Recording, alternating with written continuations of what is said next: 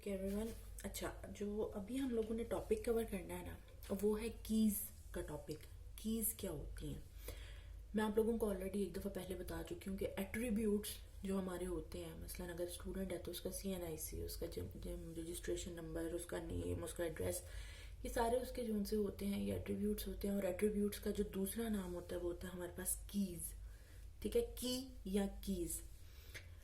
हमारे पास multiple types of keys होती हैं डेटाबेस में, जिसके अकॉर्डिंग हम लोगों ने उनसे डिफरेंट काम करवाने होते हैं।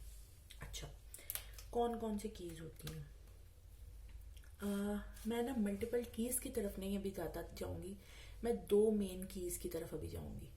पहली जो की होती है ना, वो होती है बेटा हमारी प्राइमरी की। ठीक है, प्राइमरी की ना ऐसी की को कहते हैं जिसकी वजह से आप एक पूरा जो रिकॉर्ड है ना वो आइडेंटिफाई कर लेते हो। मसलन अगर 100 टीचर्स का रिकॉर्ड है तो कोई ना कोई ऐसा एट्रीब्यूट होगा जो कि सिर्फ मेरा होगा। मसलन उसके अंदर 10 मरियम नाम की टीचर्स हैं, लेकिन कोई ना कोई एक ऐसी चीज़ होगी जो कि सिर्फ मेरी होगी। मसलन मरियम मीर भी 10 है तो भी कोई ना कोई एक ऐसा एट्रीब्यूट होगा जो कि सिर्फ मेरे पास होगा। वो किसी ना किसी मतलब वो डिफरेंट होगा बाकी की मरियम से। ठीक है, तो समटाइम्स तो ऑटोमेटिकली हमारे पास डाटा में ऐसी चीज़ होती है, और समटाइम्स ऐसा होता है कि अगर नहीं होती तो हम खुद डाल देते हैं। मसलन अब CNIC है जो मेरा, अगर 10 मरियम मीर भी हैं तो मेरा जो CNIC होगा वो कभी भी किसी और मरियम मीर के साथ मैच नहीं हो सकता। ठीक है, तो ऐसी की जिसकी वजह से मैं इंडिविजुअली आइडेंटिफाई हो सकूं वो कहलाती है प्राइमरी की। एक बात। दूसरी बात, इसकी दो प्रॉपर्टीज होती हैं। पहली प्रॉपर्टी प्राइमरी की ये होती है कि ये यूनिक होती है, यानी कि जो भी प्राइमरी की होगी, यानी कि प्राइमरी एट्रीब्यूट जो भी होगा उसमें वैल्यू रिपीट नहीं हो सकती। एक दफ़ा अगर एक वैल्यू आ गई है तो दोबारा नहीं आ सकती। मसलन आप लोगों का जो रोल नंबर है, अगर 001 एक रोल नंबर है तो वो दोबारा कभी भी वो रोल नंबर नहीं आ सकता, आगे से आगे ही कोई और रोल नंबर होगा। तो एक तो उसकी प्रॉपर्टी ये होती है कि ये यूनिक होती है। ठीक है, दूसरी जो प्रॉपर्टी होती है ना वो ये होती है कि आपकी प्राइमरी की नॉट नल होती है, यानी कि कभी भी खाली नहीं होती है आपकी प्राइमरी की, हमेशा उसमें कोई ना कोई वैल्यू होती है। अच्छा, अगर सपोज मैं कहती हूँ न्यूमेरिक वैल्यूज हैं तो जीरो भी एक वैल्यू है। ठीक है, हाँ अगर जीरो आता है तो फिर रिपीट नहीं होना चाहिए, वो एक अलग बात है, लेकिन जीरो भी एक वैल्यू है। लेकिन नल का मतलब होता है बिल्कुल खाली, कुछ भी ना होना उसमें। तो ये दो प्रॉपर्टीज हैं प्राइमरी की, यानी कि एक पहले कि वो यूनिक होती है, दूसरी वो कभी भी नल नहीं हो सकती। ये होती है आपके पास प्राइमरी की।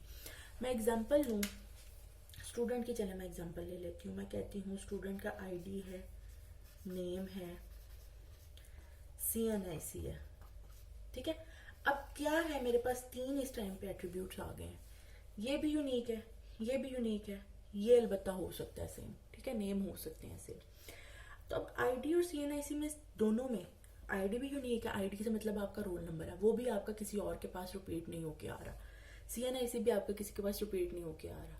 ठीक है, तो इनमें से कोई भी ऐसी एक की आप जब चूज कर लेते हो, आप बना लेते हो उसको प्राइमरी की, तो फिर दूसरी की को हम छोड़ देते हैं। मतलब मैं इसको यहाँ पे छोड़ रही हूँ, मैं कह रही हूँ मैंने ID बना लिया प्राइमरी की। ठीक है, कभी भी ऐसा कोई स्टूडेंट नहीं होगा जिसका रोल नंबर जो है वो हो ही ना, और कभी भी कोई ऐसा स्टूडेंट नहीं होगा जिसका मतलब ID जो उनसा है रिपीट हो रहा हो। तो इसको मैंने यहाँ पे ले लिया। इसी तरीके से मैं एक एम्प्लॉय कह देती हूँ, एम्प्लॉय का एम्प्लॉय नंबर है, उसका नेम है और उसकी डेजिग्नेशन है। अब इसमें क्या होगा, इसमें भी हमारे पास तीन है, नेम भी रिपीट हो सकता है, डेजिग्नेशन भी रिपीट हो सकती है, लेकिन जो एम्प्लॉय नंबर होता है वो हमारे पास हमेशा क्या होता है, यूनिक होता है। तो ऐसे एट्रीब्यूट को या ऐसी की को हम लोग कहते हैं प्राइमरी की। ठीक हो गया, क्लियर हो गया। अब हम आगे चलते हैं, बात करते हैं अपने पास फॉरेन की। फॉरेन की क्या होता है? फॉरेन की हमारे पास एक ऐसी प्राइमरी की होती है जो कि किसी दूसरे टेबल में जब जाती है ना तो वहां जाके वो फॉरेन की बन जाती है। इस बात का मतलब क्या है? मैंने क्या करना है, मैंने आपसे ये बात की थी कि स्टूडेंट और प्रोग्राम का हम लोगों ने बनाया था। मैंने आपको कहा था जी कि स्टूडेंट ले लेती हूँ मैं, ठीक है, ERD में ये, ठीक है। उसका मैंने कह दिया CMS है या रोल नंबर है, जो भी आप कहना चाहो, ठीक है। उसका नेम है और स्टूडेंट का एड्रेस है, ठीक है। अभी मैंने सिंपल ली है 3। इधर मैंने कह दिया प्रोग्राम है, ये जो आपका BScs होता है, आपका MScs वगैरह होता है, ये वो वाले प्रोग्राम्स है, ठीक है। मैंने एक कह दिया प्रोग्राम की जो है वो ID है, ठीक है। उसके अलावा नेम है उसका और कितने साल का है, ठीक है। 4 साल की डिग्री है, 2 साल की डिग्री है, मैंने ये कह दिया। उसके बाद हम लोगों ने रिलेशनशिप बनाया था कि स्टूडेंट क्या करता है, इनरोल कर लेता है अपने आप को एक प्रोग्राम में, ठीक हो गया। फिर हमने रिलेशनशिप टाइप देखी थी कार्डिनलिटी और मोडालिटी के साथ। एक स्टूडेंट मैक्सिमम कितने प्रोग्राम्स में जा सकता है, 1 में। एक स्टूडेंट मिनिमम कितने प्रोग्राम्स में जा सकता है, 1 में, ठीक है। इसी तरह से एक प्रोग्राम में मैक्सिमम कितने स्टूडेंट्स हो सकते हैं, मैनी, और एक प्रोग्राम में मिनिमम कितने स्टूडेंट्स हो सकते हैं, 1, ठीक है। यहाँ तक तो बात हो गई। प्राइमरी की आपको बताने का मकसद, या फॉरेन की जो दूसरी मैंने आपको बताई है उसको बताने का मकसद होता क्या है। अगर आपके पास CMS यहाँ पे मैं सिलेक्ट करती हूँ एज अ प्राइमरी की, कि आपका CMS दोबारा नहीं आ सकता, किसी और बच्चे को सेम अलॉट नहीं हो सकता CMS, तो ये मेरा हो गया प्राइमरी की। प्राइमरी की को हमने ERD में शो कैसे करना होता है, ऐसे नीचे एक लाइन लगा के, यानी कि सिंपल एक लाइन लगा दी तो इसका मतलब है ये हमारे पास क्या है, प्राइमरी की।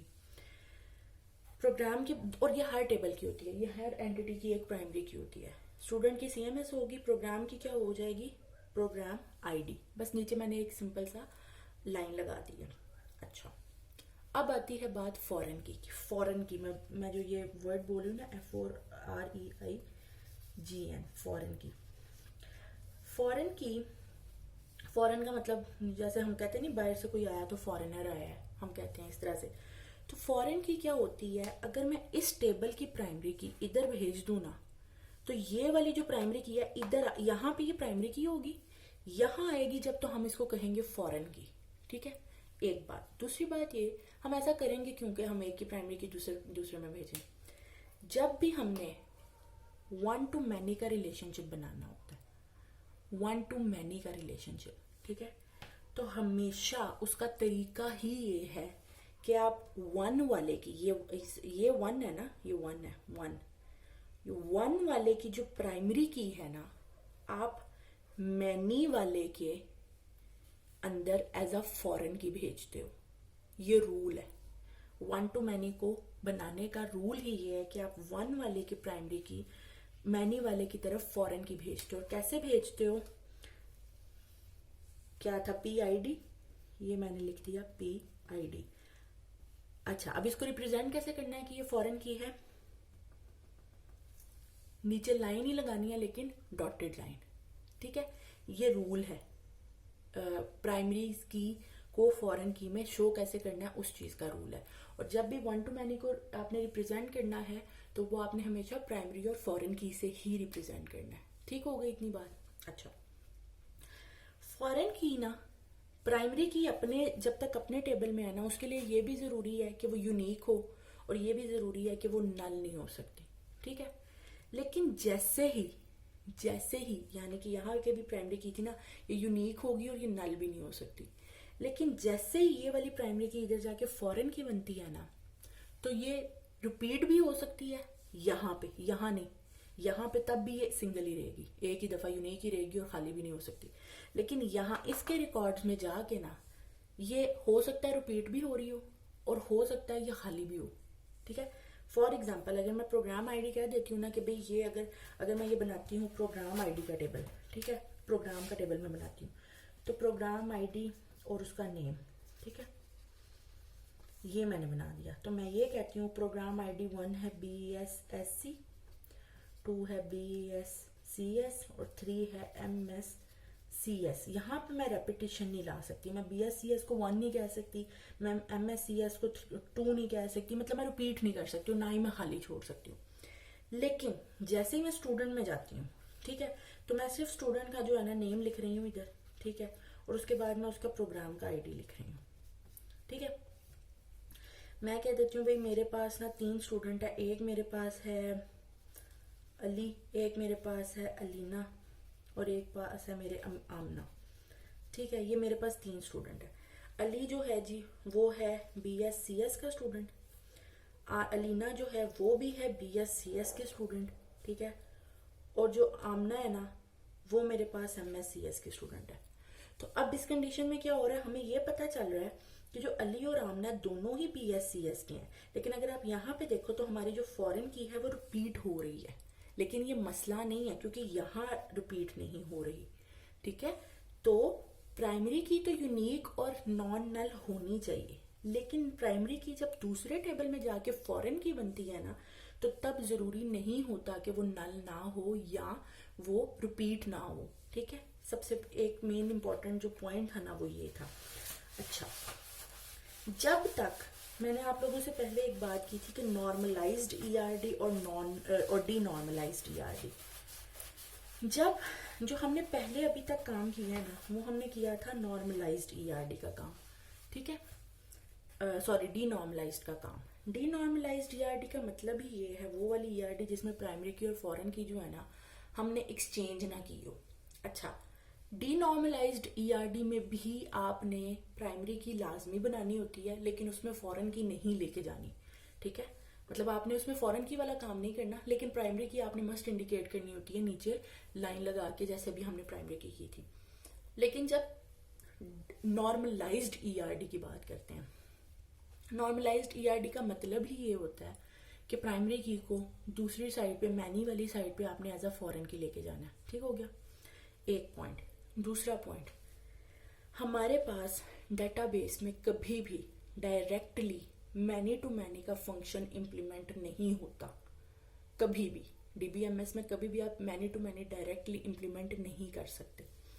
अच्छा, अगर नहीं कर सकते तो फिर हम बनाते क्यों, और बनाते हैं तो फिर इसको इंप्लीमेंट कैसे करना है, ये एक इंपॉर्टेंट क्वेश्चन है। यही इसी का जो आंसर है ना वो आपकी होती है नॉर्मलाइज्ड ERD। यही फर्क है नॉर्मलाइज्ड और डीनॉर्मलाइज्ड ERD का। डीनॉर्मलाइज्ड ERD में आप मैनी टू मैनी को डायरेक्ट बना देते हो ERD में, लेकिन जो नॉर्मलाइज्ड ERD होती है उसमें आप मैनी टू मैनी के फंक्शन को रिजॉल्व करते हो। रिजॉल्व करने का मतलब क्या है? अच्छा, अगर तो मैं बात करूँ ना इस वक्त